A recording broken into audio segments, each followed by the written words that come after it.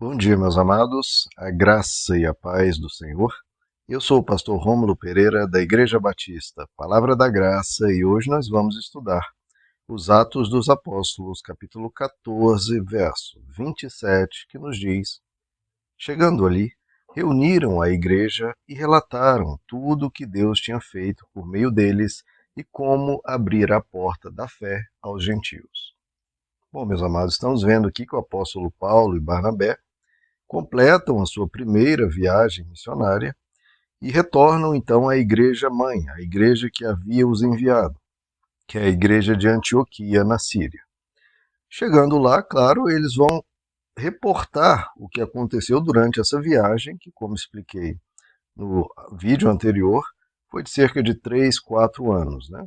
As viagens eram marítimas ou a pé, e então levava muito tempo nos trajetos, além de que, claro, ficavam um certo período em cada cidade para anunciar o evangelho, e consolidar as pessoas e confirmar as pessoas. Retornaram depois em cada cidade, elegendo, colocando presbíteros, lideranças para cuidar de cada cidade. Tudo isso levou 3 a 4 anos, e aqui então eles fazem um relatório à igreja. Então, é muito importante, né, prestar contas do que foi feito, né, afinal de contas, foi envolvido, né, provavelmente sustento da igreja, foi envolvido, mobilizado aquelas pessoas para que essa viagem fosse possível. Então, um relatório foi colocado, uma prestação de contas, como todo trabalho sério deve ter. Uma prestação de contas do que foi feito, onde o dinheiro foi gasto, tudo mais. Agora veja, queridos, como era o vocabulário das pessoas da igreja antiga. Isso é muito importante, queridos, porque a forma que você fala acaba criando uma mentalidade. As palavras que você utiliza pode ser bem intencionado ou mal intencionado. Mesmo bem intencionado, se você usa um dado vocabulário, aquilo cria uma forma de percepção de mundo, uma forma de entender a vida, uma forma de entender a Deus, uma forma de entender as Escrituras. Então, o vocabulário, a forma de se expressar é muito importante. Se a forma de você expressar é uma liderança tem uma dada forma de se expressar, e você está ali, não está vendo muito problema, mas a forma de expressar é problemática, a sua mente vai ser conduzida em direção àquele problema. Mesmo que em um dado momento não esteja se falando nada problemático, a forma de se expressar já cria um problema, já cria uma forma de se relacionar com Deus, de tratar as Escrituras. O que eu estou colocando aqui? Veja como está escrito aqui na Bíblia, e você vai ver em diversas outras passagens, é sempre assim que se trata. Olha só, reuniram a igreja e relataram tudo o que Deus tinha feito. Quem fez? Deus tinha feito por meio deles. Claro, eles são instrumentos. Mas quem fez, quem realizou foi Deus. Não foi nem a igreja X ou Y, nem o apóstolo X ou Y, nem a pessoa, não. O que Deus tinha feito. Isso é uma coisa muito interessante. Quando eu fiz faculdade de teologia, certa vez o professor até perguntou: qual foi o personagem principal do livro de Êxodo? Todo mundo respondeu: claro, essa foi fácil, pastor, foi Moisés. E ele falou: não, errado, foi Deus. E veja, queridos, como isso é sutil, mas é gigantesco o quanto isso é problemático. Gigantesco. Quem foi o herói da Bíblia? Foi Deus. Quem foi o herói de Êxodo, o personagem principal? Quem foi o herói do livro de Isaías, de Reis, de qualquer livro das Escrituras? Quem foi o herói? Quem foi o personagem principal? Quem foi aquele que realizou os grandes feitos? Foi Deus. Até Jesus corrige isso lá em João capítulo 6, em que os judeus estavam dizendo lá, foi o foi Deus que, não, foi Moisés, nosso pai, que deu pão ao povo no deserto. Queremos ver você fazer também um sinal semelhante. E Jesus corrige eles firmemente. Não foi Moisés que lhes deu pão no deserto, foi Deus. Então, queridos, isso é importantíssimo. Colocarmos que aconteceu um milagre, foi o pastor fulano, foi o líder ciclano. Não, não foi nenhum deles. Foi Deus. E às vezes até passando por cima de, às vezes, falhas de caráter gravíssimas que a gente nem conhece. Às vezes aquela pessoa é corrupta, aquela pessoa é desonesta, aquela pessoa tem diversos problemas. Não estou afirmando que necessariamente que tenha, tem os honestos, tem os não honestos, mas Deus às vezes faz um milagre passando por cima dos defeitos daquela pessoa por causa, para socorrer aquela pessoa de uma fé simples, aquela pessoa que está desesperada, está angustiada e pior ainda, está sendo explorada. Ah, pastor, mas é quando tal igreja parece desonesta, parece explorar a fé, cobrar muito dinheiro das pessoas, mas aconteceu um milagre. É claro, meu irmão, muitas vezes Deus faz isso por misericórdia dos coitados que estão sendo explorados, massacrados, já têm uma vida terrível e ainda estão dando ali uma fortuna para aquela igreja. E Deus pode às vezes ficar com pena, com misericórdia, com compaixão de tanta exploração, tanta maldade. E Deus, meu Deus, deixa eu fazer pelo menos socorrer essa pessoa um pouco, porque ela já está sendo, caiu nas garras desse lobo em pele de cordeiro, deixa eu socorrê-la pelo menos nessa questão aqui de saúde, de família, etc. Então, queridos, cuidado, que quem realiza o milagre é Deus. Ponto. Mesmo através de uma liderança piedosa, bondosa e honesta, Deus realiza o milagre apesar daquela pessoa, apesar dos defeitos dela. Porque quem não tem defeitos, queridos?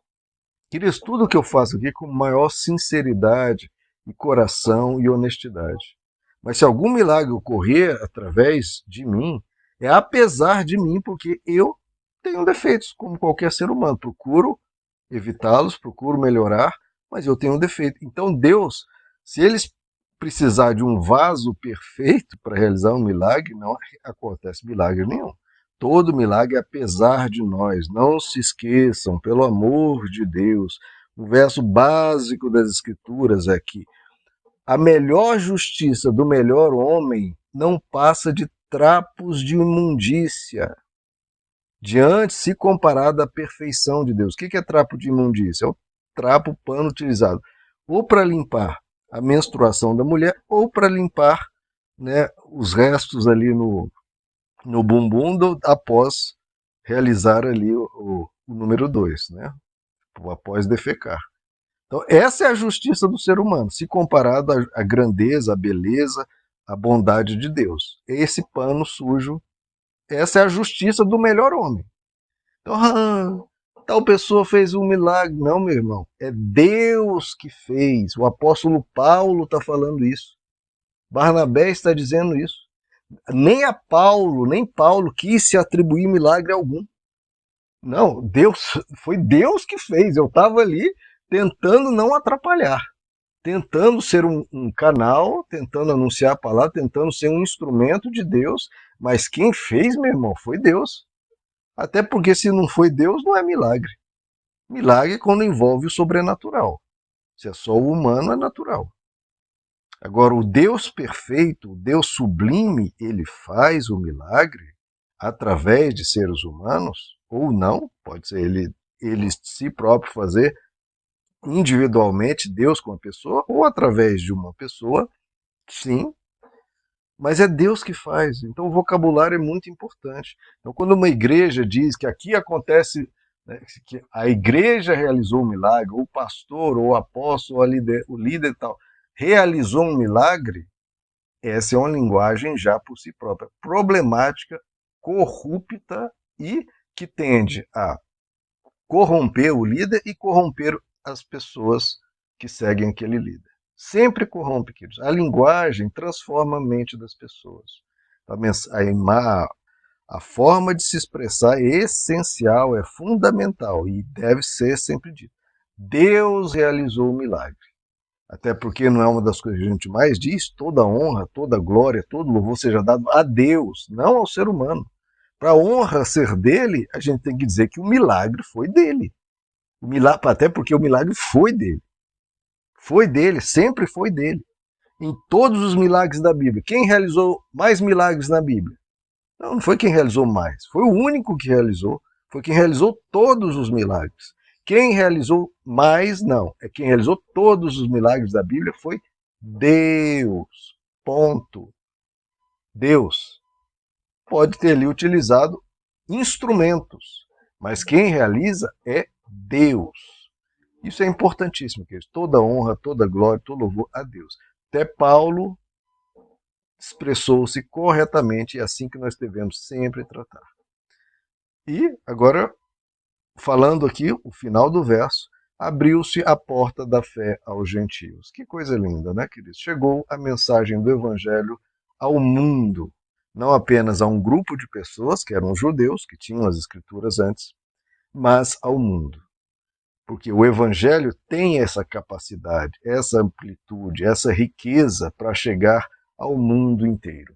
Isso é obra de Deus, é manifestação de Deus, e isso foi essencial para que a mensagem chegasse até nós hoje, né, queridos?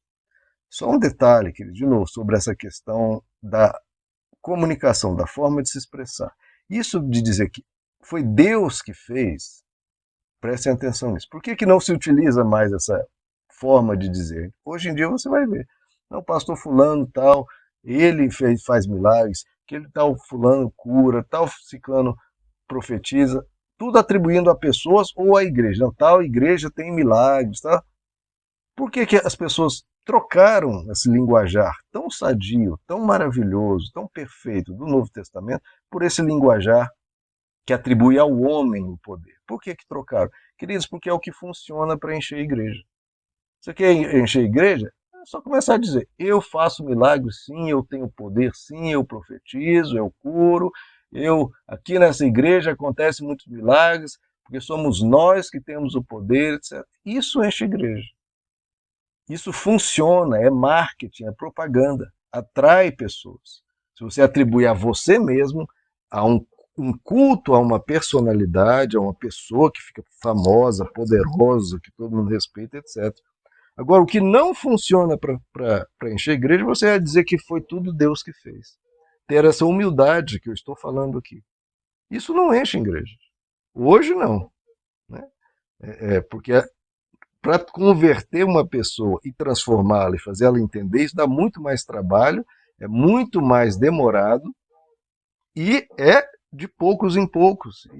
Enquanto que as pessoas, muitas vezes místicas, muitas vezes apegadas a um ser humano e querendo ver poder, querendo ver sinais, né, como tantas vezes reclamavam para Jesus, Jesus, faz aí um sinal, sempre procurando ver o sobrenatural, né, ver um espetáculo, e Jesus não caía nisso, e os apóstolos que não caíam nesse culto da personalidade, não queriam fazer propaganda de si próprios, isso dá muito mais trabalho para conquistar as pessoas.